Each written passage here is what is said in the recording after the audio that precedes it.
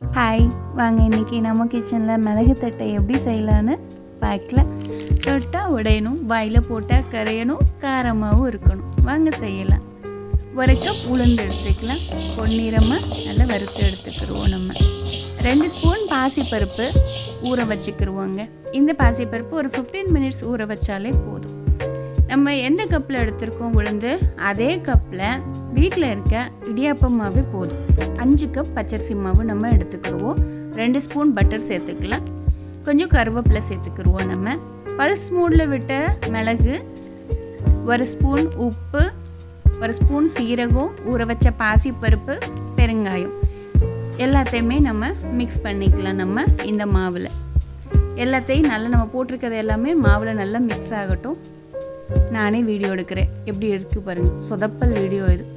கொஞ்சம் தண்ணி விட்டு டைட்டாக மட்டும் மாவு பிணையணுங்க.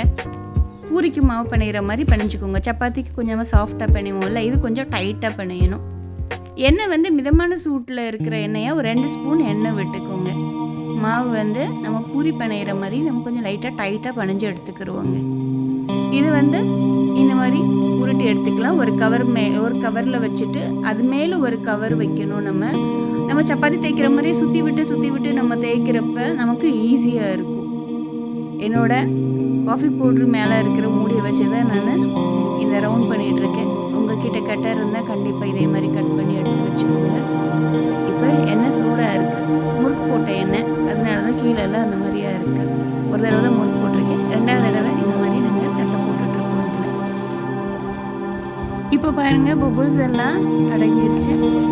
எடுக்கிற பக்குவம் கரெக்டாக இருக்குது. இந்த தட்டை உங்களுக்கு இதே நம்ம தீபாவளி அப்படின்ட்டு நம்ம பண்ணணும்னு அவசியம் இல்லை. நம்ம எப்போனாலும் பண்ணலாம். ஒரு டீ காஃபியோடு சாப்பிடலாம்.